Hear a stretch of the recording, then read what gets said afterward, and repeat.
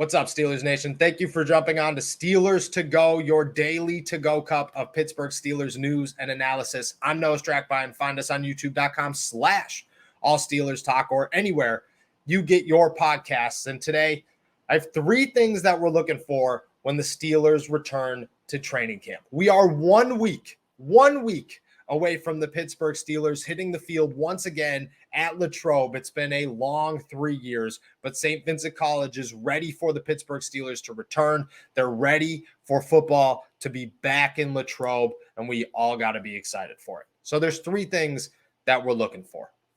Obviously, the big ones. You want to look for Kenny Pickett. You want to look for Mason Rudolph and Mitchell Trubisky. You want to see how Deontay Johnson looks and how George Pickens and Calvin Austin are going to adjust to the offense. You want to see what the defensive line looks like with Larry Ogunjobi and how much better the offensive line can get.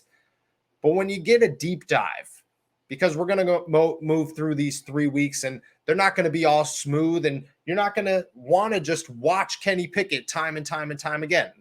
And, I say that with a grain of salt because truthfully, we are going to want to watch Kenny Pickett time and time again. But there's going to be other things that we're going to look for. There's three of them. First, everybody keeps telling me about these undrafted running backs. Every time I talk about Benny Snell Jr. and Anthony McFarland and how Najee Harris needs help, everybody wants to bring up these undrafted running backs. I'll tell you this. Last year during OTAs and minicamp, I already knew that Kalen Ballage was going to make the roster over Jalen Samuels. I knew it. You saw it. You saw it immediately that Kalen Ballage was the better running back than Jalen Samuels, at least at the time. This year, you didn't see that.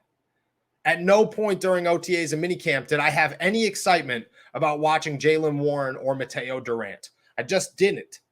And that wasn't me being skeptical or me saying or being pessimistic or me saying, these guys are undrafted rookies, I'm going to overlook them. It was me genuinely watching and saying neither of these guys sparked my interest.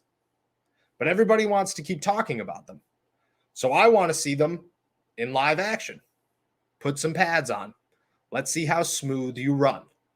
I can tell you this, just from watching minicamp, Mateo Durant has the upper hand. He's a more natural runner. You could see that he's just much more fluid with the football. He has better cuts, better vision, and he's a little faster. Jalen Warren reminds me of Doug Martin, little hamster, beefy. You could tell that he could take a hit. And maybe that's the secret to this. Once they put pads on, we'll see really that Jalen Warren knows how to hit people, knows how to run through anything, can get through a line, isn't afraid to hit a hole. That'll give him an upper hand. But just looking at natural running ability, Mateo Durant is clearly the favorite. I want to see them get an opportunity.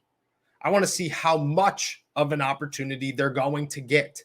Is Eddie Faulkner actually going to give them a shot to beat out Anthony McFarland, or are they just guys here to fill the roster and possibly earn a practice squad spot? That's the big question. Are they going to participate enough to have an opportunity? Because last year, you saw Kalen Ballage overtake Jalen Samuels to where you knew he had a real opportunity to make the roster. So far, we haven't seen that. But again, things change once the pads come on. If either one of them is an answer, that's great. Do I expect them to play at all in 2022? Not really. Maybe a handful of snaps. Definitely special teams. And that's how they'll make this roster, is proving to Danny Smith, hey, look, I get it. I'm a running back. Running backs don't usually have major contributions on special teams outside of Benny Snell. I'm going to be the next Benny Snell. I'm going to be able to contribute on special teams enough to earn me a spot on this roster. That's how they will make this team. And they could. I'm not saying it's impossible. I'm just saying that they're fighting from the ground up, because at this point last year, you already knew what was going to happen. And this year, you're looking at it going, man, I hope Benny Snell Jr. is everything that he keeps saying that he is, and that Anthony McFarland finally has a breakout season. We're going to be watching. And I think participation is going to be just as big as overall talent. Number 2, what's going on at safety? I want to see Trey Norwood take a year 2 jump. I think a lot of people want to see Trey Norwood take a year 2 jump. I think for a 6th round pick or a 7th round pick, this dude has so much potential. Tons and tons of potential. Everybody continues to compare him to Cam Sutton. And if you are Cam Sutton, but you don't have to play an outside cornerback role, you are deadly for the Pittsburgh Steelers. You are the perfect chess piece for this defense. The issue is that I don't know how much Trey Norwood is going to play. I want Trey Norwood to have a major role on this defense, but obviously you have to earn those things. Bringing in Damontae KZ put a big hiccup in any plans for Trey Norwood to be a solid contributor in year 2. Damontae KZ is going to be the guy that comes first off the bench to play for the Pittsburgh Steelers at safety. That's just what it's going to be. He's got the experience, the talent, and the resume, the portfolio to say, I'm your guy after Terrell Edmunds and Minkah Fitzpatrick. So where does Trey fit in? How much are they going to utilize Trey Norwood over Damontae KZ or next to Damontae KZ? Huge questions. Huge questions with answers that will tell you how this defense is going to operate. I want Trey Norwood to have a significant role this season. I want it to be at safety because I feel that's where he plays most naturally. It's where his most natural position is. But if that's nickel, if that's slot, if you have to toss him in the dime, I feel fine with that. I think having Cam Sutton and Trey Norwood on the same team can be the perfect mix for any defense. Allows you 2 players that are extremely versatile, that are likely smarter than everybody on the field except for Minkah Fitzpatrick. I want Trey Norwood to start developing into the next Cam Sutton. This year is the big year, but we'll see how much of an opportunity he gets once training camp starts. And number 3, do the Steelers actually need an outside linebacker? We haven't seen Janard Avery. I want to see Janard Avery. I'm going to continue to say and push the narrative that the Pittsburgh Steelers need a 3rd edge rusher because right now they do. Madden ranked Derek Tushka as a 60, and you're not upset about it. You want to know why you're not upset about it? Because that's what he is. Tuzar Skipper's a 62 in Madden 23. And I get it. Madden ratings are dumb. Madden is just by far the worst way to grade a player. I understand that.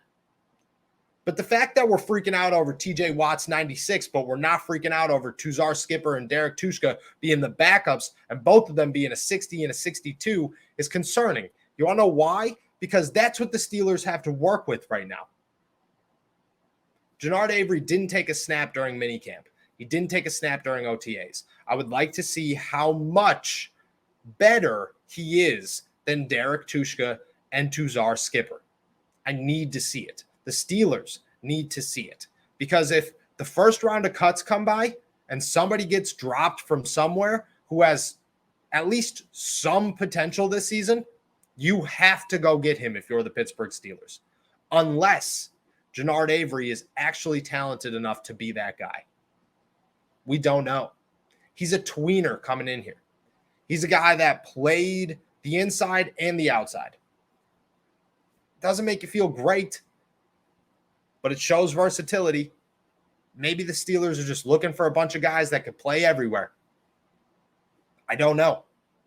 All I know is that we need to see something because we need to start addressing where the Steelers need to fill holes. Right now, it's just all talk. It's all me sitting at a laptop screen telling everybody the Steelers need an outside linebacker. I've been preaching it for weeks. I want to see what Avery can do so that I could take my foot off the gas until I see that. And then say, okay, the Steelers actually really do need an outside linebacker. Or I have some confidence in Avery. Let's see what happens. Let's see if there's a name worthy of going to get in free agency by the start of the regular season. And if not, maybe we feel confident in Avery. Maybe the Steelers have something in Avery. But we haven't seen anything. We got to see something.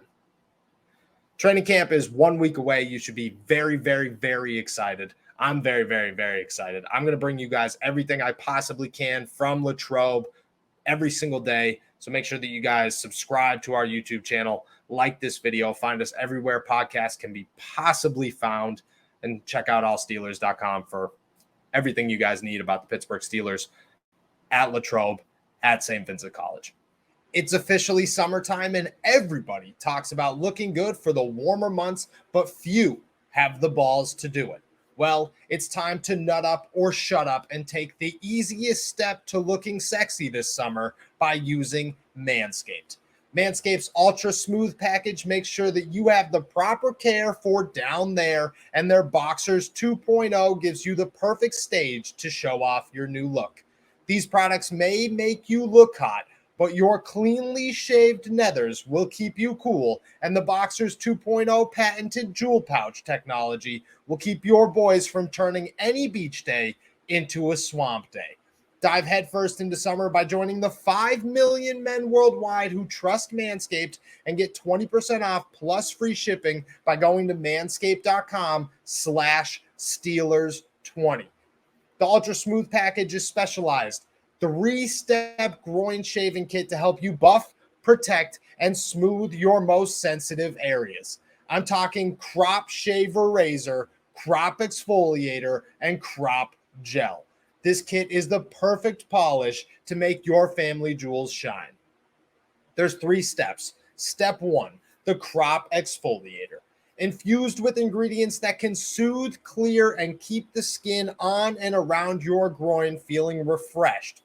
The crop exfoliator can help reduce the risk of ingrown hairs in your delicate places. Step 2, crop gel. See where you're shaving with our unique shaving gel just for the groin. It's called your delicate area for a reason. This is one place you do not want to go into blind. And step 3, it's time to shave. The crop shaver was designed for shaving the groin area with confidence. This razor has 3 precision blades, include extra wide lubricating strips and a pivoting head for the ultimate groin grooming experience. All 3 of these vegan, cruelty-free, and sulfate-free products are included, so you know your manhood is in good hands and without compromise. Once you have your hog in prize-worthy condition, grab yourself a pair of the Manscaped Boxers 2.0. They are ultra soft, moisture wicking, cooling, anti-chafing masterpieces, fit for a king and made for your royal scepter. Get 20% off plus free shipping with the code STEELERS20 at manscaped.com. That's 20% off and free shipping with the code STEELERS20 at manscaped.com. There are so few perfect summer days. Don't let hot, sweaty balls ruin them. Stay fresh, clean, and smelling good with Manscaped.